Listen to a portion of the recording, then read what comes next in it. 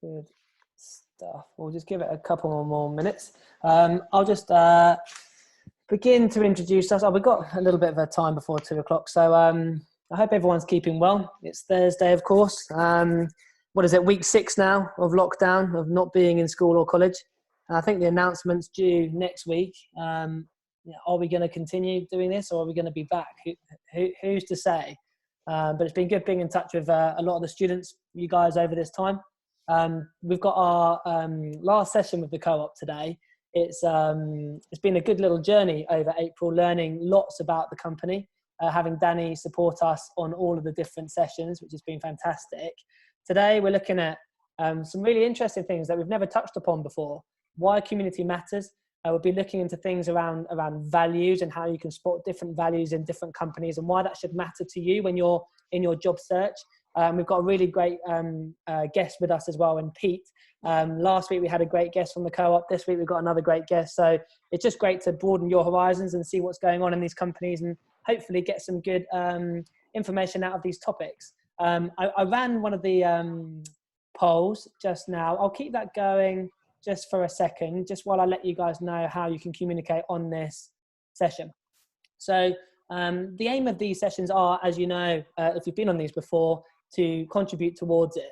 So how you can do that is via the chat box. If you've got anything additional to ask, or if we ask you anything, put it in the chat box, because that's where we just see different text come up. But if you've got anything specific to ask in terms of a question, use the Q&A box. So the Q&A box I sort of control, and I'll make sure we get through all of the questions in the Q&A box. So if you've got a good question, ask it in the Q&A box. That's absolutely fine. Doesn't have to be a good question, sorry. Most of mine aren't. And if you want to speak out loud, you can raise your hand. It should be on the top or the bottom of your page, and you can just raise your hand. You'll jump the queue, and I'll basically let you speak to the guys, and you can ask your question. Before we go on to introductions, let me just see of this poll and share the results that I've just asked. So have you been on a co-op webinar yet? 41% have been on. So Danny, they've probably seen your face before. 53% have not been on. Are you looking for any work experience over COVID-19 and beyond? 71% are, 29% maybe. Okay, so that's good to know.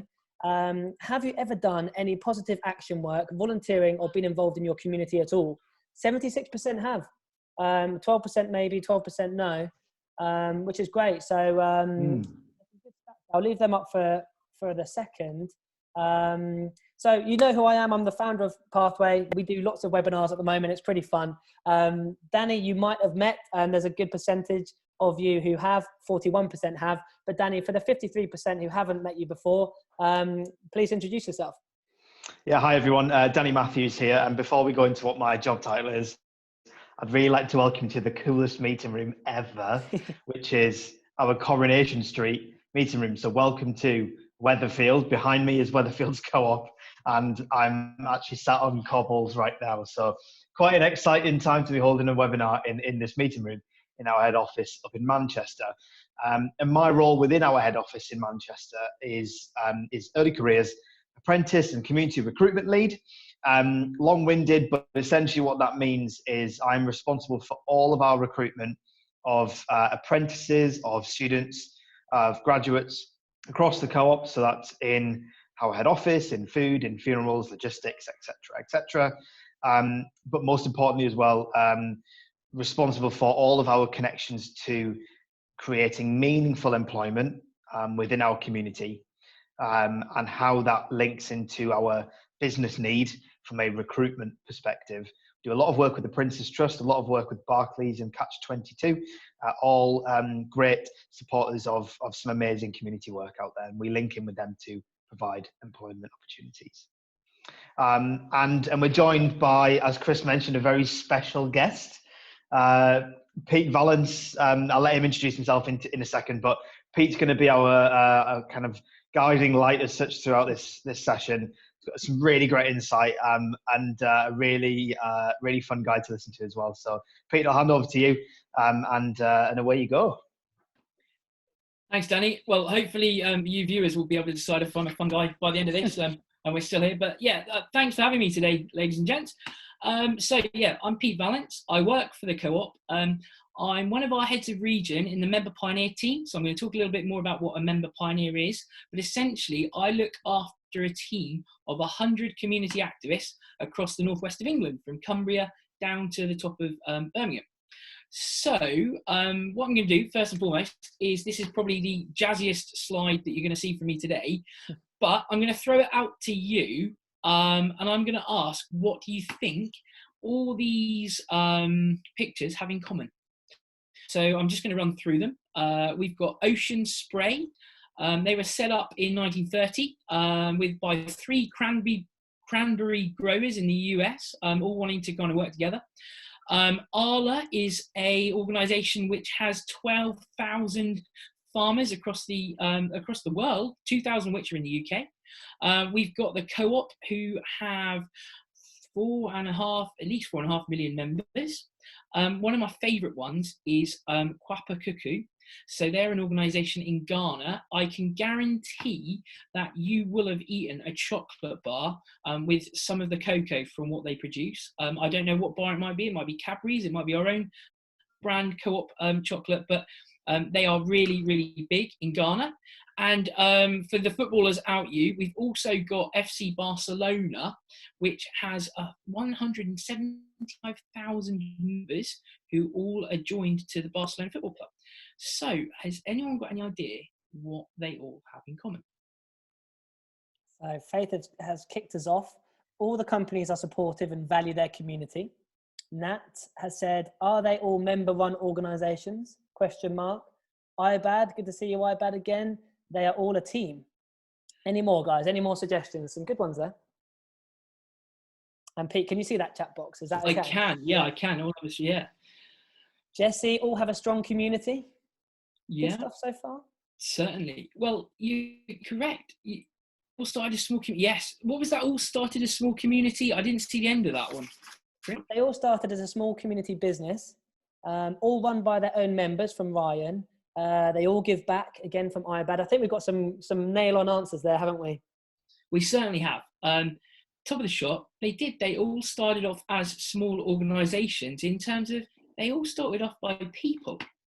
People are the centre of what we're going to talk about today. It will be shameless for me to not say, guess what, ladies and gents? They're all co-ops.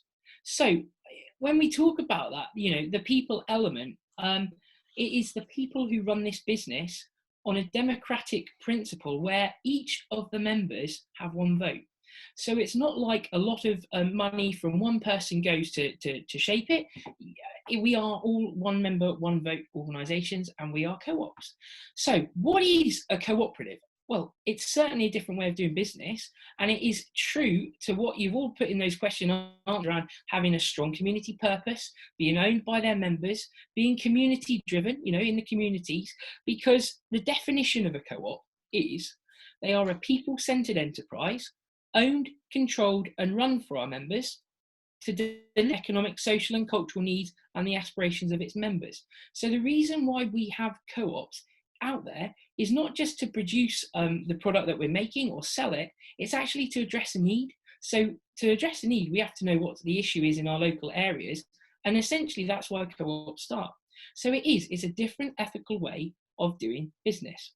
So if you go onto any business website and you delve deep enough, you'll see that the community and charity things that they support are all linked to the profits, and some of them do some fantastic stuff, and that's fantastic, and we're going to unpack the reason behind values and bits and pieces.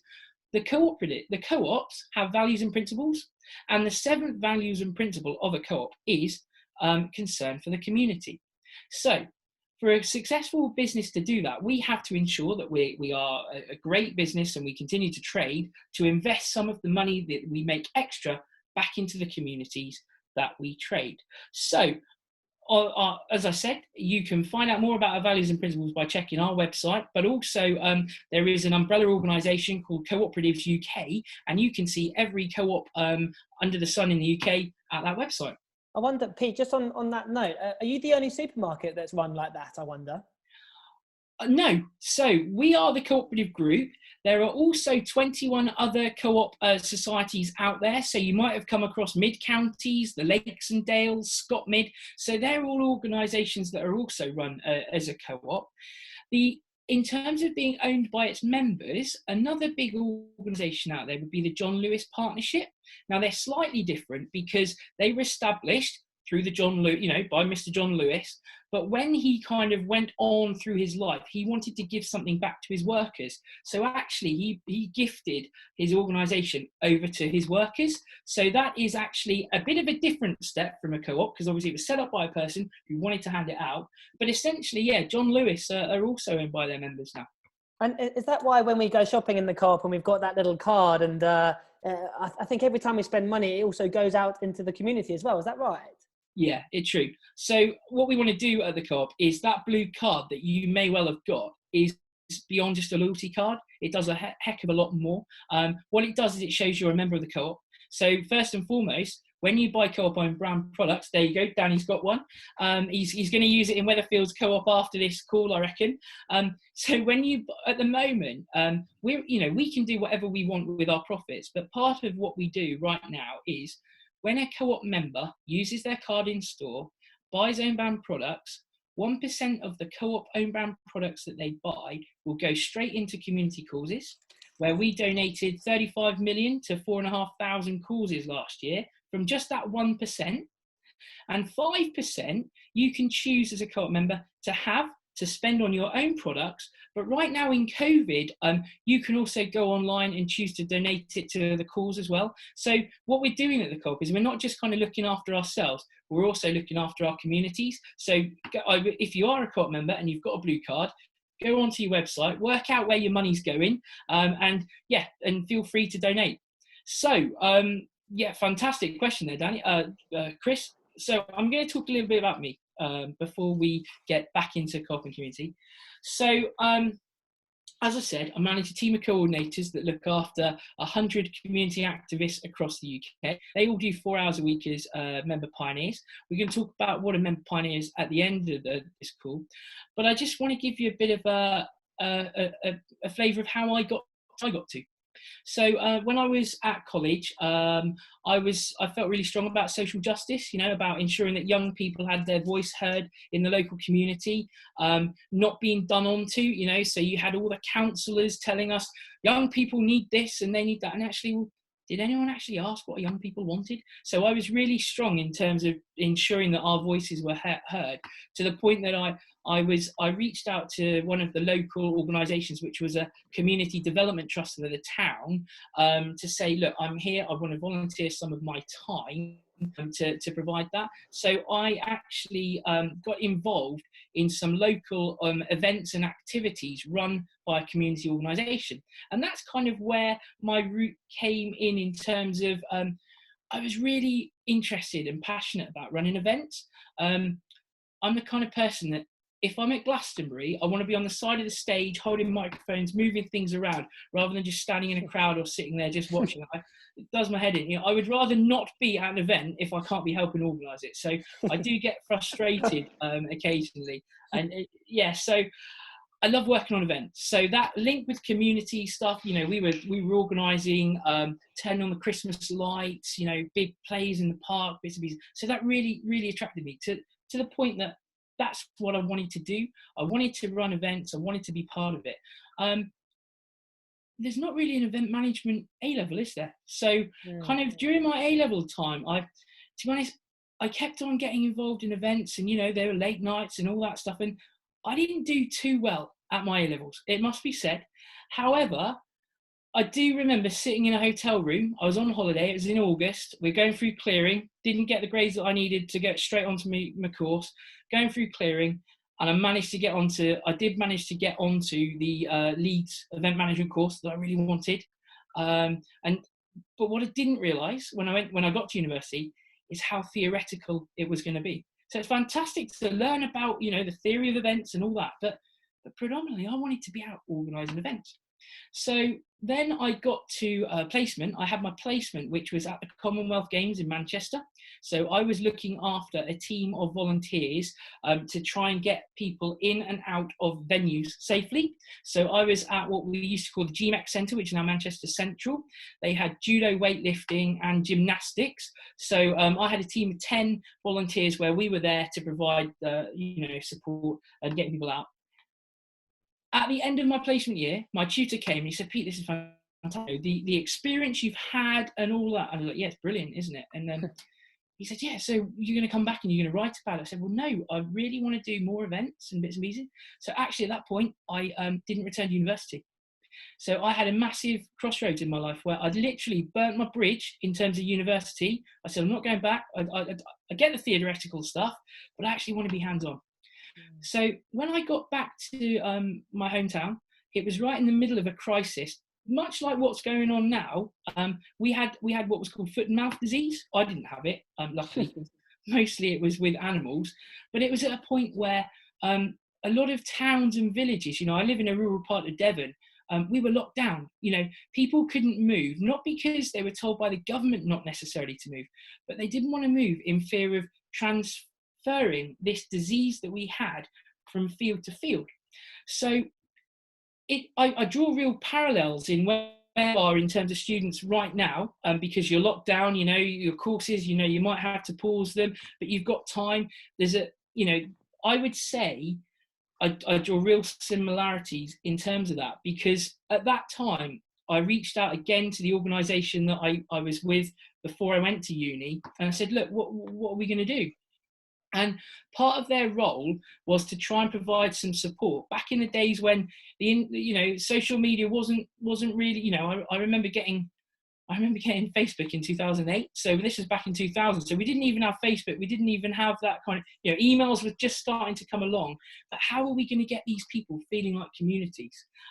So what I did is actually, I came back from uni.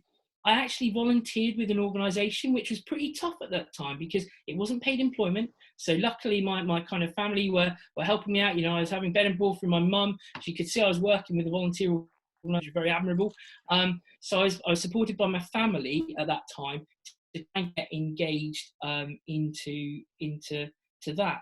So what I would say, the similarities that I bring from the time that we're living in now with coronavirus, there isn't always the opportunities for paid employment, but sometimes those opportunities are out there with organisations. I think we've got a link to the COVID groups that are all around the UK that actually might be offering you experiences that you might not have got through any other role at the moment. It might be a paid job usually, but they just need more people. So at the kind of the 16 to 20-year-old age, you take those experiences.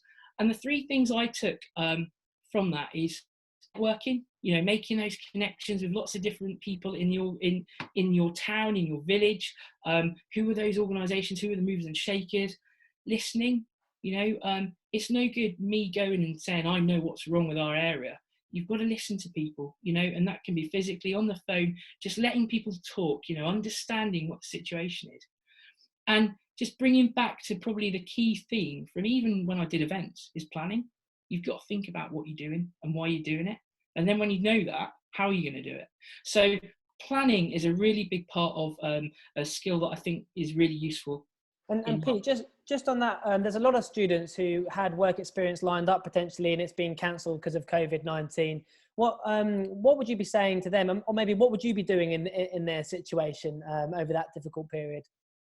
I'd use the COVID link that we've got later on in the document to put your postcode in and find out your local COVID group.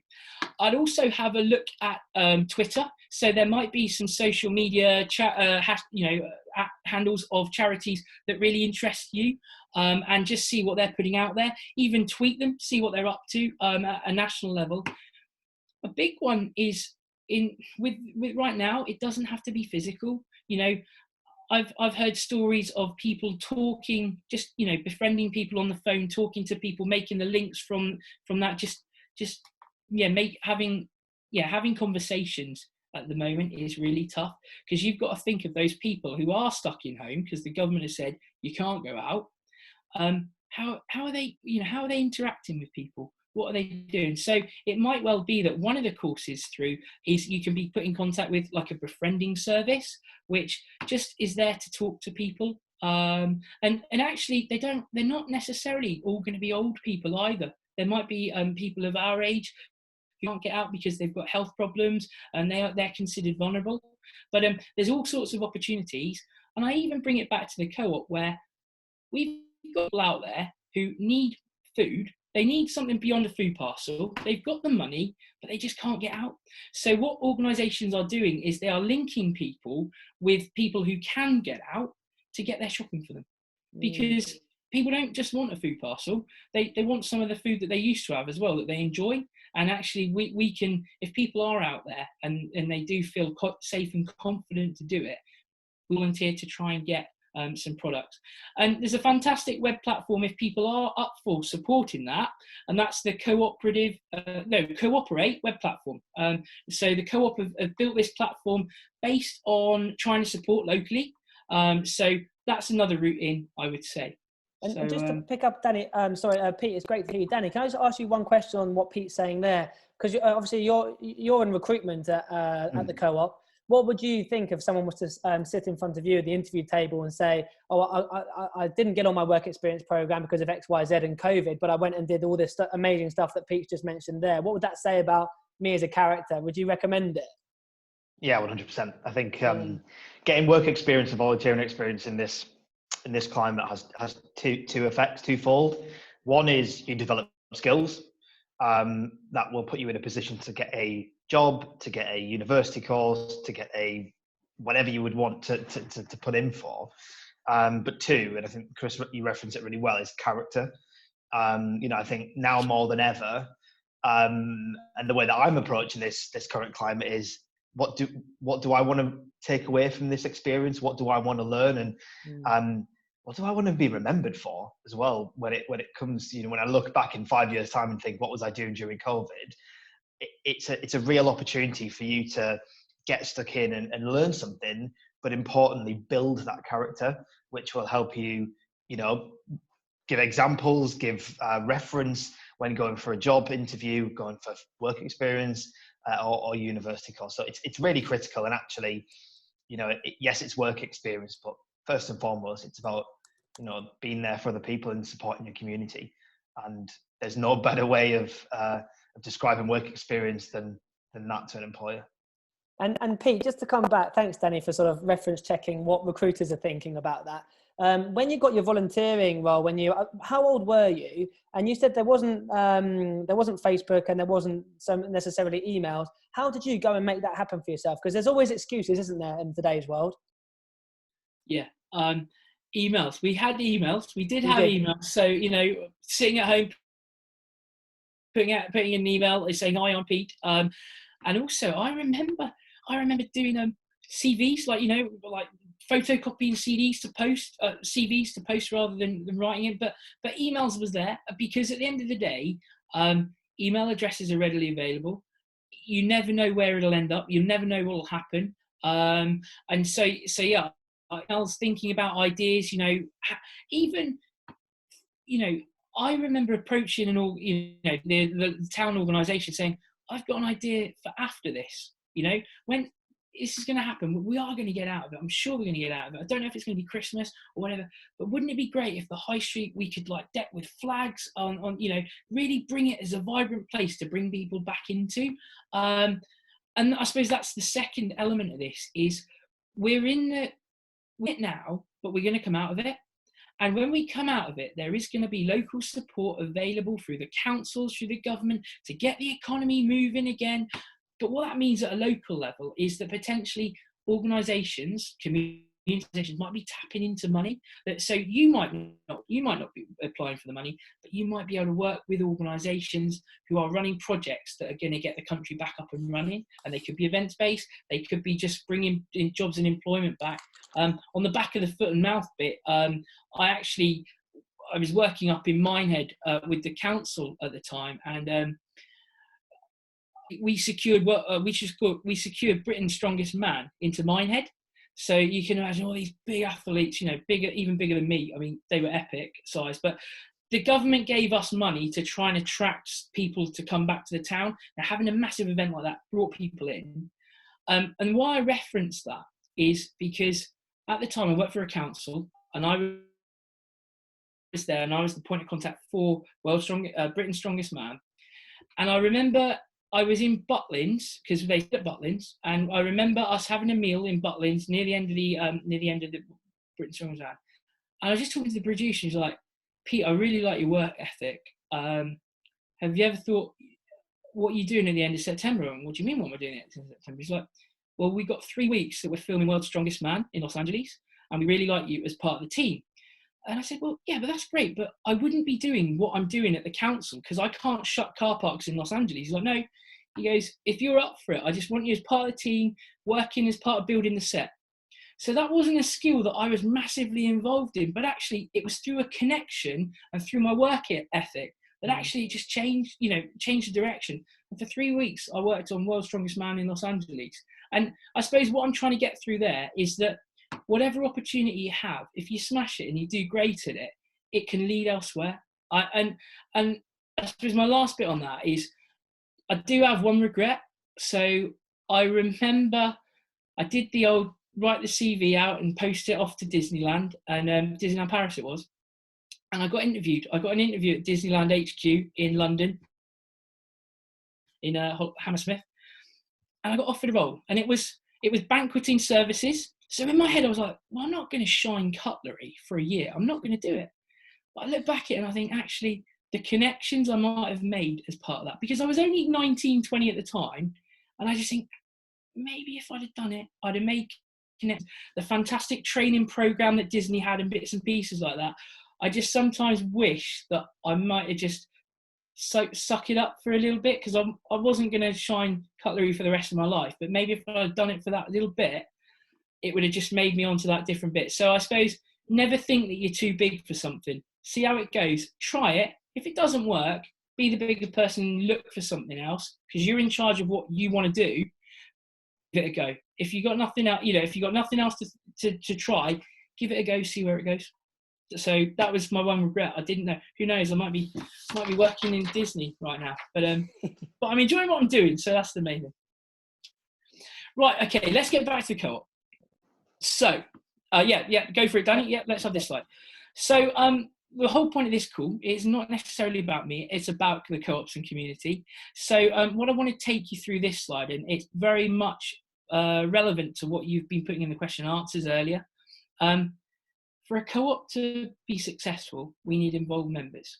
So, if you think of that at the co-op group, if we had lots of shops and nobody bought anything from us, one, we wouldn't be able to employ our staff. We wouldn't be able to have our shops open. But secondly, we wouldn't be able to invest in the communities that we're in. And remember, at the beginning, the whole point of co-ops operating is because they provide support to the communities in which we trade.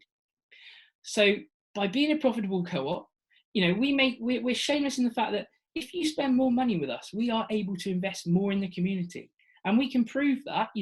I've said to you, £35 million that we put back into, the sky's the limit on that. The more you shop with us, the more the community benefits. And that's what that circle is. We're shameless in that. Profit's not a bad thing. It's potentially what you do with it. If it goes into the pockets of individuals, then that's fine. And know that. And Danny's going to talk a little bit about values of organisations in a bit. But know that at the co-op, what we do with our money is we invest it back in communities, and that's fine. So what we're trying to do is also, with co-ops, they're kind of run democratically.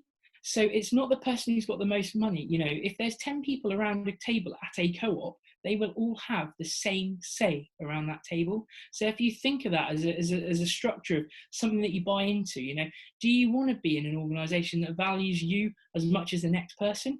Because that's what it is at a co-op, and the way we talk about that is that we've got opportunities throughout the year. Members get involved at the AGM where they can have votes on things. Recent motions on AGMs, if you heard about Ian Ferguson last week, the carriers, that came through from a member saying, plastics are wrong. You know, single-use plastic is wrong. What can we do? So we threw it out to members. Members voted on that as a motion to say, yeah, we want you to do something with plastic. So our members can help shape our co-op, and that's what I love about it.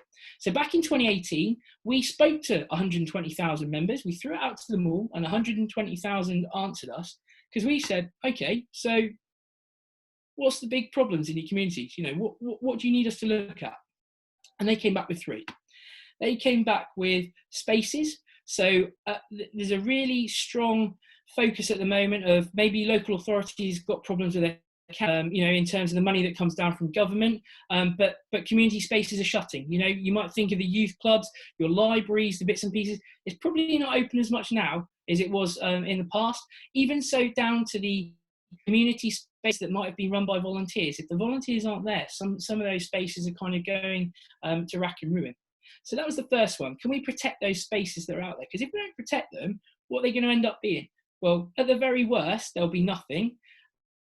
And potentially they might be housing rather than that green space. So that was a big thing that we wanted to focus on.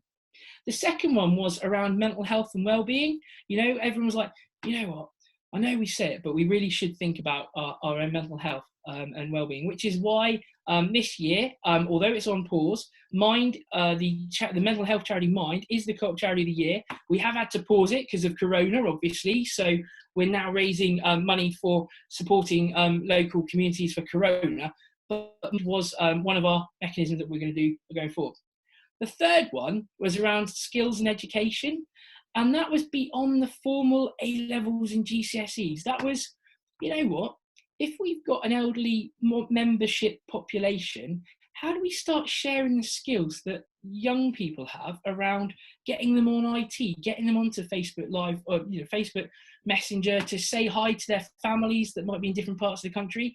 How do other people help show us how to mend things rather than just chuck those Primark jeans away rather than sewing them up? So we're trying to then really find out how we can share our skills, because everyone has got a skill. I'm adamant everybody has a skill, no matter what it is. It's a bit like karaoke. We all think we're good at karaoke. Everyone has a skill. And don't ask me to do any karaoke today, Chris. And so where I want to get us to, coming back to, so they were the 3 themes of the community going forward. So they are the 3 themes of our function, which is what I work in, the community team. What I want to do now is I just want to take us onto our roles, the different types of roles that we have within the co-op. Brilliant, because we had, was it 76% of those on the webinar have been involved in the community work before? So that's great. Yeah, and actually, if you can put in, if you can type in your comments or in the question and answers, what type of community work you're doing, what you're volunteering you're doing, I'd love to hear, so feel free to put in what you're up to. So we got those 3 themes of what we want to do. So then we need a group of people who work out how we're going to do it. Okay, so that is the group of the strategy roles. So they really think in a forward-thinking way, very much project planning, thinking what's out there, what other organisations are doing, how can we connect in with them? If we did that, would we be too similar to them? What's the co-op difference? I think, Dan, we'll talk about values in a bit as well. We always look for the co-op difference. Because we're a co-op, we are slightly different. And so what does that extra bit mean for us? And in community, that's really important, because community for the co-op is that extra difference that we use. Brilliant. Jessie works at the butcher shop 3 days a week, delivering the packages. Yeah, brilliant. I mean, the work that Jessie does then is really important for now with Corona. So with strategy, they're very much forward thinking, planning how they're going to do it. I don't work in that team. I work more in the operational side. So once the strategists have kind of built that idea of what they want to do and shown how they're good, how we can do it, you need that operational function where predominantly we deal with the relationships between people. So we're managing teams of people to help deliver the ideas that the strategy team have come up with.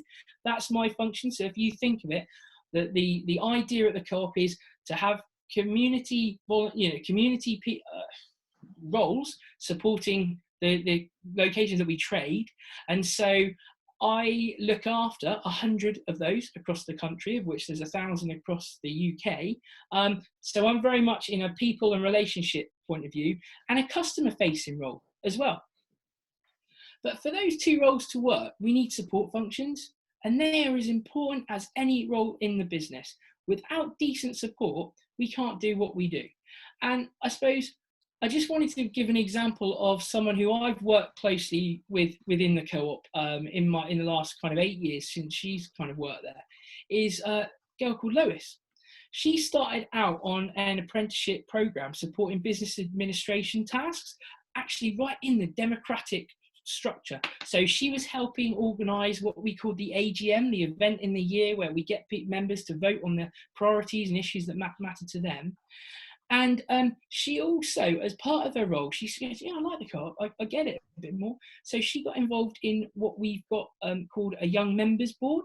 So that's a group of young people who actually meet on a quarterly basis, but they meet more regularly online and stuff to talk about issues that matter for young people. Now the co-op's established that, and there's a Twitter handle, it's @CYMB, if you want to follow them to find out what they're up to. By the time at the co-op, she's actually working on projects like what Danny's got behind him. So she now works in the partnerships team, where she is working on sponsorship arrangements for places like Glastonbury, Creamfields, the relationship with Coronation Street that we've got. So she's tracked up through from her apprenticeship in a business administration role, right up through to doing all that fantastic kind of the work. And why that's important, because we don't just do sponsorship, we look at organisations that share our values and bits and pieces as well. So we don't just put money in just to get us in a great place. We do a bit more work on as to what it makes sense. So places like Glastonbury, you know, their profit doesn't go to Michael Eavis directly only, you know, it goes into all those charities. It's a massive organisation. So it shares our values. So I suppose, yeah, bringing Lois to life, she was on the youth members board. She actually she sits currently on the members council. She's one of 100 co-op members across the UK who were voted by all the members of the whole of the co-op. So she is one of our 100 member on our member council. So it's fantastic to have, you know, that bits and pieces. So just to be clear, when we connect with the wider co-op roles, we've got the community fund. So every time you swipe, your 1% goes into a pot. So there are 4,500 organisations that we support out there. Well, they're all organisations that need support.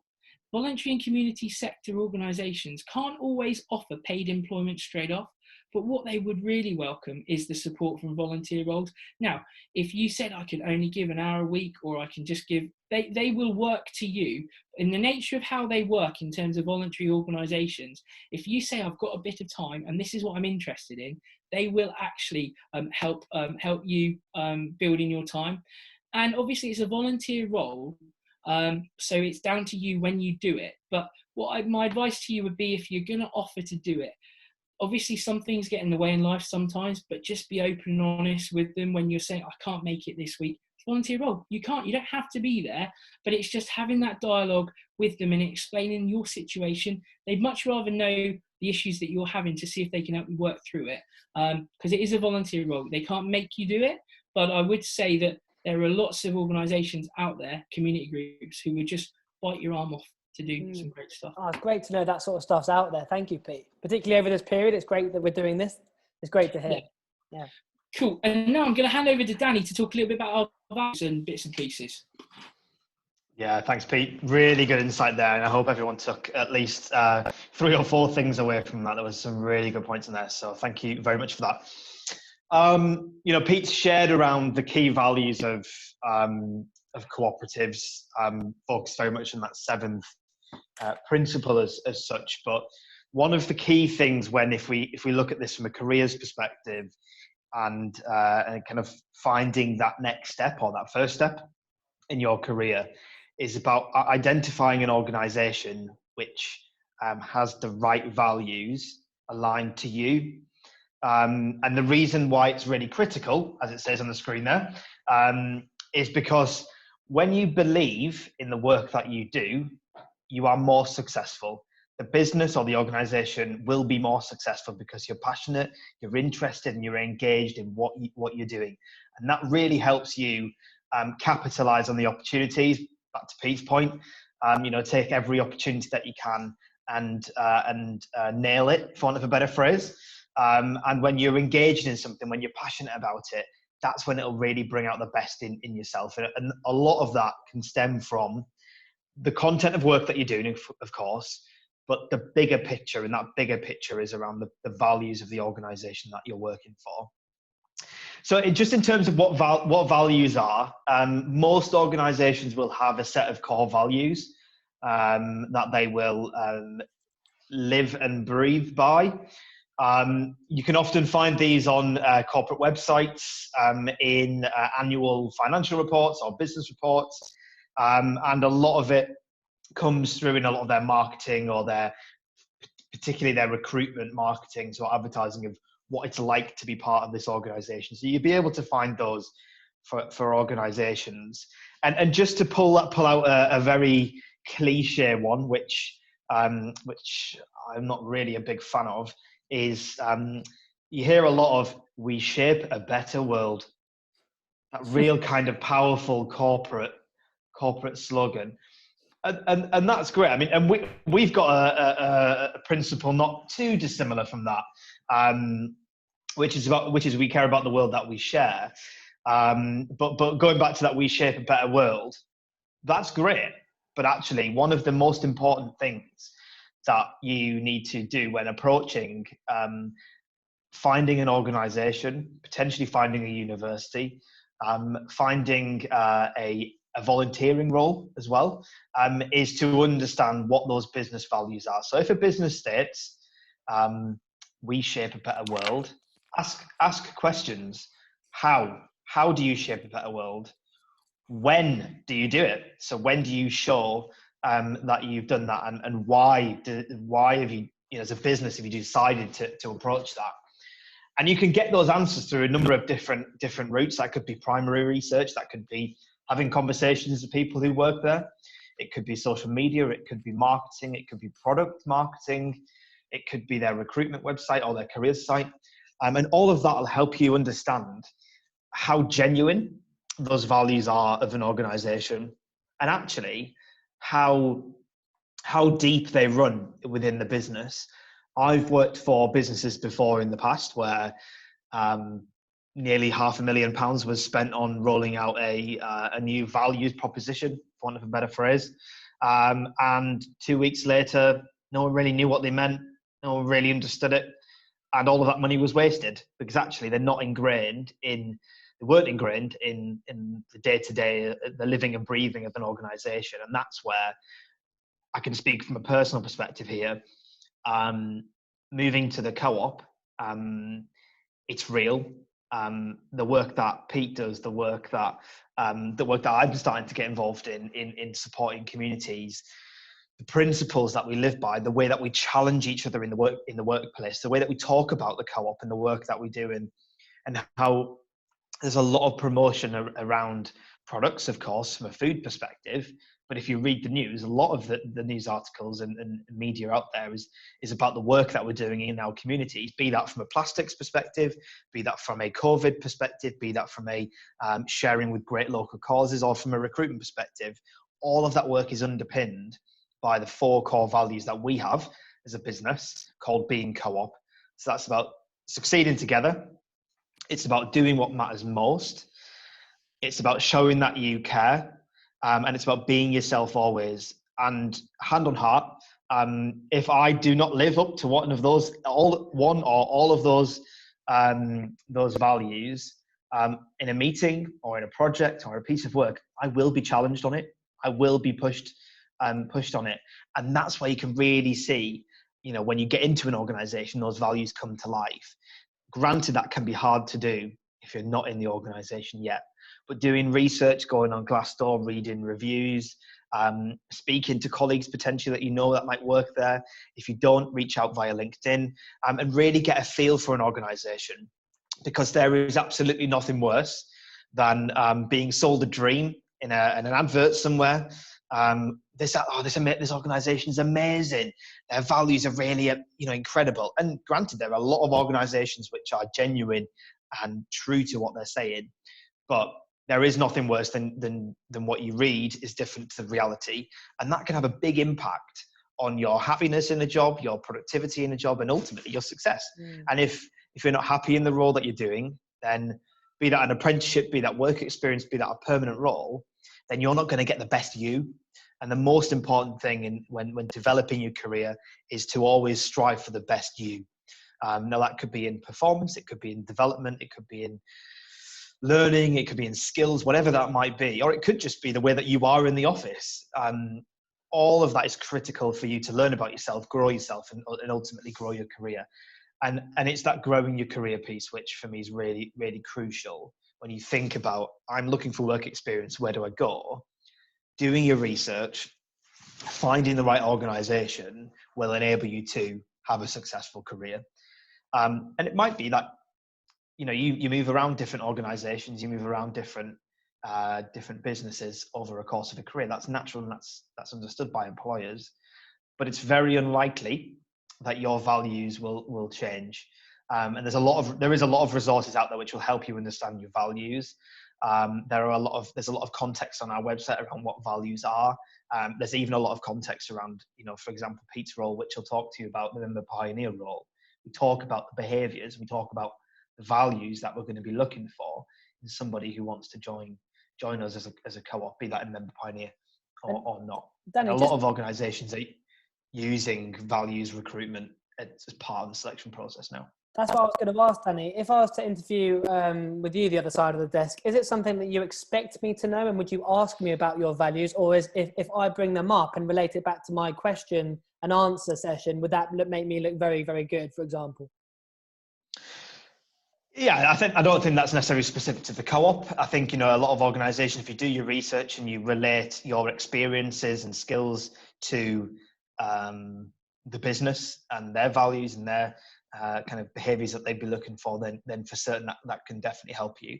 What you'll find is it's unusual companies use values-led interviewing face-to-face, because it's usually competencies, so that's have you done, or behavioural, which is if this happened, how would you behave, react, whatever you want to call it.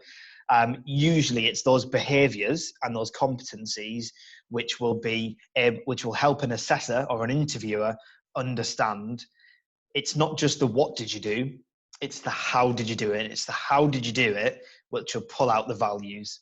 It'll pull out succeeding together. Actually you're a team player. You're not just, you got the job done, but you trampled over everyone else to get the job done. Actually, we're looking for team players, people who want to work collaboratively and with other people in a positive way, as one example. Fine. Good stuff. Well, I'll hand back to Pete to wrap up the session. Yeah, I mean, what we'll do is we'll leave these. Obviously, you'll be able to see the slides afterwards, I'm sure, Danny. So we won't go through each of the web links here now. I suppose just coming back on what Danny said. Organisations will publish like a sustainability report or something like that. So it might not necessarily be in their annual report. If you were to go on their live, have a look at their sustainability report, because that'll be all the bits that feature all the values and bits and pieces. And I suppose just before I move on to the last bit about Member Pioneers, some of you might actually build your own businesses. You might not be, eventually you might build your own businesses, and that's really important. What do you value? What are you going to use that gets you up in the morning? Because you'll make money if you do. And how are you going to put a bit of money back into something that makes sense for you? Only you can decide what that is, if you do it as a sole trader. But, really think about, if you are setting up a business, how are you going to give back a bit? Because you know what? It makes sense to give something if you work as a business. Cool. Right. Now let's go on to Member Pioneers. So I told you I've got a team of about 100 Member Pioneers across the northwest of England, up and down the M6. So they are Member Pioneers, and they are roles which are available for anyone over the age of 16. So what they focus on is a passion for working with others to tackle local issues. So that bit around what I said earlier about finding out what the local problems are rather than thinking in your own head, well, it has to be that. How are you going to network? How are you going to have those conversations with people on the ground to find out what the big problem is? And once you've got those issues, then you can start working about how are you going to build the networks with other people. So a member pioneer role, we're not asking to be Batman. We're not asking you to do it all yourself. What we're asking to do is use all the networks that are available to you at a local level. You also get a tablet that's 4G enabled and a mobile phone. So you've got the kit that you can do anything with a tablet with internet nowadays. So, you've got the kit to go out and reach. Most importantly, we'd hope that you enjoy talking to people, making connections with others, because this is a role that actually you're going to be out there, not necessarily always physically, but on the phone, on the emails and bits and pieces. So if you don't necessarily like talking to a lot of people, this might not be the role for you, but this role, going out and making networks, is really important. Planning those events and activities, so we know what the issue is, but how are we going to get there? Who are we going to have? Who's going to do it? How are we going to do it? What are we going to do it? And why are we going to do it? Is really important. And using social media. This is a job in the co-op where we really encourage people to be all over Twitter. So right now, my member pioneers that I've got in my team are tweeting. They're tweeting to COVID groups. They're tweeting to organisations out there. They're trying to make connections with people. That's this is a role within the co-op. Sometimes in big organisations they say, well, we don't like using social media too much, but this is an actual role within the co-op where we try and make connections and we give you the support to do that. So that's there. I suppose I want to give an example of what a member pioneer has been doing in Cornwall. So during COVID, this was, so they couldn't do an Easter egg hunt.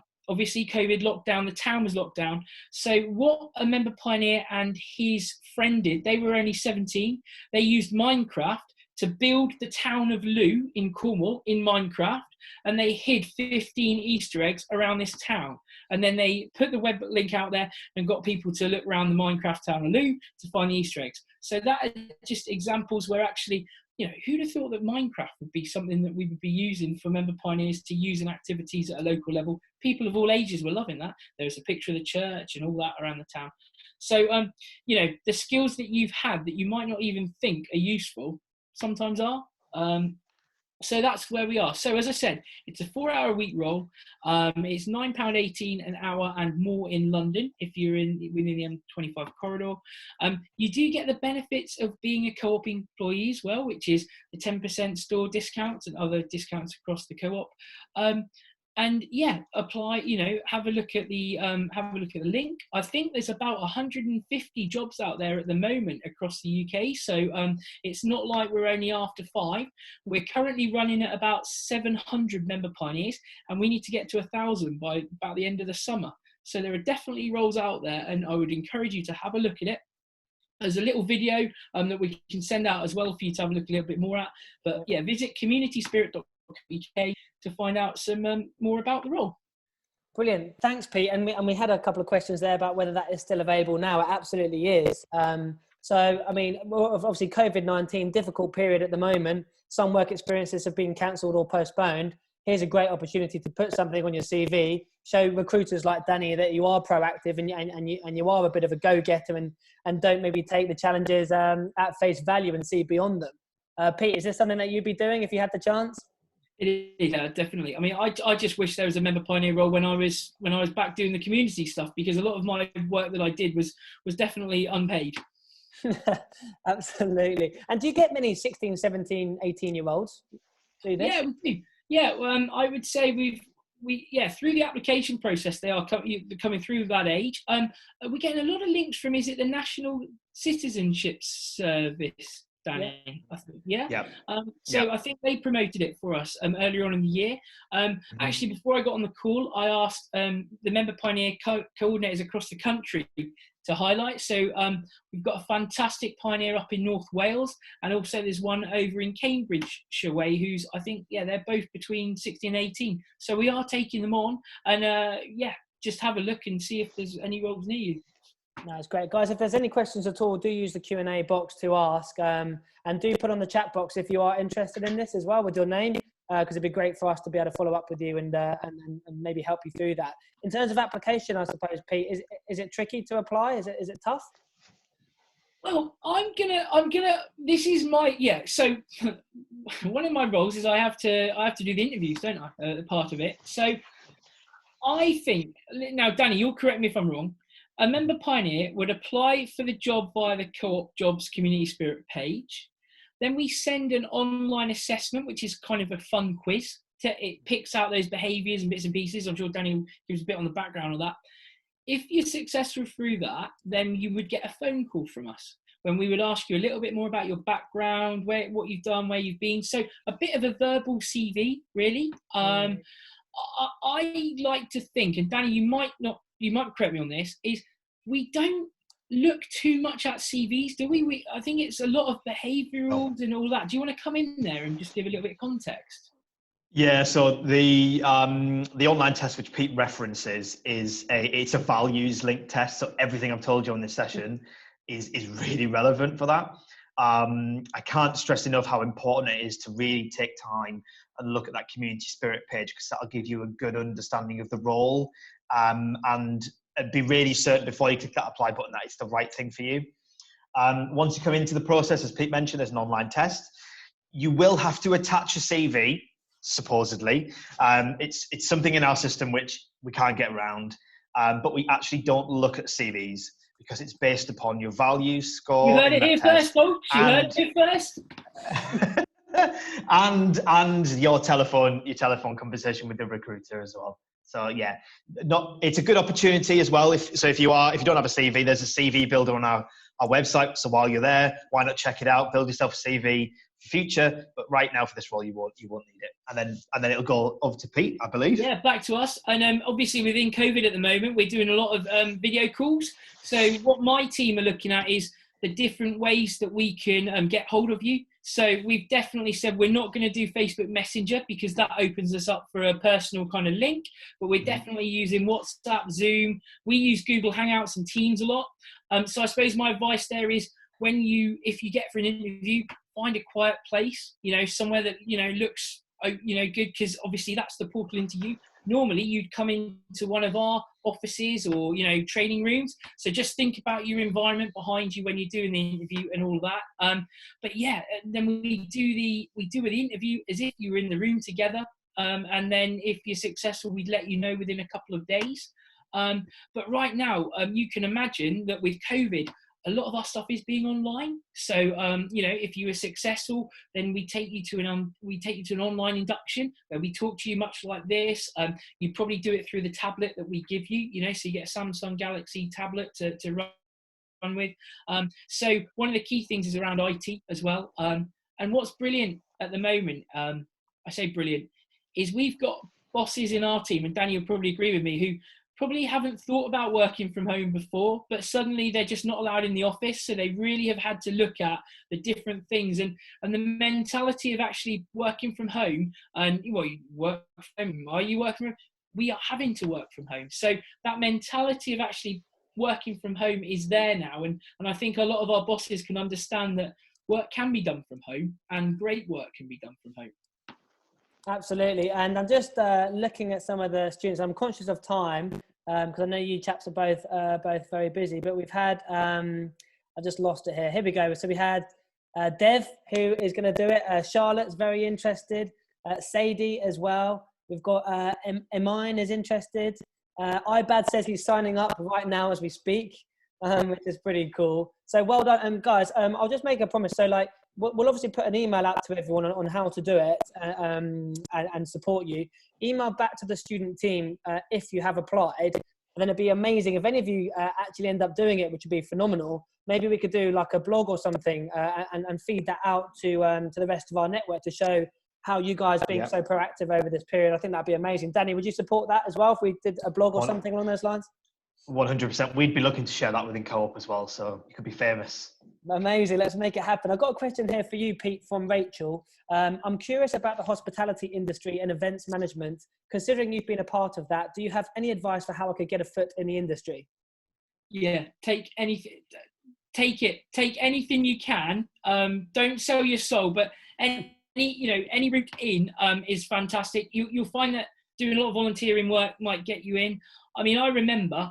Sorry, this is going back a little bit. when I did my A-levels in music, the day that we were filming, the day that I was in music A-level, there's a film company that came to my school and they were doing some filming. I actually just asked, like, look, can I just help out for the day? So I literally, from 9 o'clock till 2:30, I was just there, just watching them, soaking it all up, because I was 16. Literally 3 minutes before my music exam, I ran in and did it, and I was just like, this isn't what I want to do. But obviously I had to do it because it's courses, it's just, so literally just put yourself out there. Have a look at, there are also a lot of like event management blogs and journals out there, you know, so you'll start seeing the organizations that keep on popping up. You know, I always used to work from the top and get down. So, you know, companies like Jack Morton Worldwide, they're running the kind of the Olympic opening ceremonies and bits and pieces. But to get in to get to there, you've got to work up through. And so that was kind of my regret. Don't think that you're too big for something, because you're not. If you are, you'll get moved up and you'll go on to great, other great things. So if there's a route in, even if it's just a small thing, I'd jump in and just see where it goes. Because if it's not for you, at least you've tried it and you know it's not, and you can move on to something else. No, that's brilliant. I think we've just had another question come through here, Pete, just while we've got you. To Pete, I'm currently studying events management again at Birmingham, and it's all theory, which I'm hating. Oh, sorry, Charlotte. How did you get through it? What helped motivate you? What I got through it, I accept, what got me through it was the breaks. So the holiday time, so the summer holidays, obviously COVID's a bit different this year, but you're going to have holiday breaks. If you just sit at home, do nothing, it's not going to help you, is it? The summer is the time when events are happening, everything's going on, the nights are pulling out. So really find out what events are happening locally. If you can get some paid employment. I remember one summer I worked on a golfing tournament in outside of Birmingham, the Belfry. It was the Ryder Cup, and that was just literally a security guarding role, but it was paid employment. It kept the mobile phone bills coming in, kind of thing. So do that, but just so there's two elements: there's get some paid employment, but also find out those local. If you have a town event, there's always a summer fair or something like that. Find out who's organising it. Offer your services. At the very least, there's a volunteer role. If you can get paid employment, happy days. But yeah, at the very least, find out who's organising those local events to where you're going to be over those summer periods and do it. Also, if you're at uni, there'll be stuff going on throughout the week. Try and get involved a little bit there. Good point. And Danny, Pete, maybe final question here from Krishna. Any advice for the interview for what we've discussed today? Any top line advice? Over to Danny. Yeah. Be yourself always. So be true to yourself. Prepare for the interview. Follow Pete's advice around setting up for a video interview. Do your research for the role, so don't con yourself. It's something that you want it, and understand what you're applying for as well. And most importantly, pull on any experiences, any skills that you've developed over volunteering, charitable work, community work, whatever that has been. Pull on that, because it's really important that as you go through any interviews, you showcase what you've achieved and how you behave in certain situations as well. So yeah, but most importantly, relax. It's not a grilling. It is not a an interrogation. It's a conversation, and that's the way I would really look at this particularly for this role. And it's a conversation between yourself and Pete. And from the person behind the desk, commit to, it doesn't matter how old you are, what age you are, or whatever. If you've got the skills and the behaviour, and we ask you the questions and you give us the answers, we'll take you. Brilliant. Well, on that note, Pete, I think it's been a phenomenal webinar. I mean, some of the comments we've had here, I don't know if you guys want to comment at all on some of the stuff we've seen. Danny, I know you've been texting back to them as we go along. It seems like the feedback's been really, really great, and I really hope it's been insightful. Most importantly to yourselves around business values, choosing your right career, but go for the member pioneer job if it's something that you're interested in, because why wouldn't you? Cool. Yeah. And Pete, final words from you? Well, obviously, I've been talking, and hopefully you've enjoyed what I've had to say, and it's been relevant. I've really enjoyed kind of giving my advice and experience. What I love in this is that in other places, you know, we've talked a lot about voluntary roles. The co-op have actually put a bit of money where their mouth is. Okay, if we want to do great stuff in the community, we're going to have to pay for this beyond the role of selling stuff in our shops. And that's what a Member Pioneer does. It connects us locally. It does what it does, and you get paid for it as well. So I think I'd just leave it there. Well, we'll leave it there. Pete, Danny, thanks so much for your time. Well done, everyone, for coming on the webinar, and hopefully see you tomorrow for our Instagram Live takeover. Thanks very much. Cheers all. Cheers, Chris. Thanks, everyone. Bye-bye.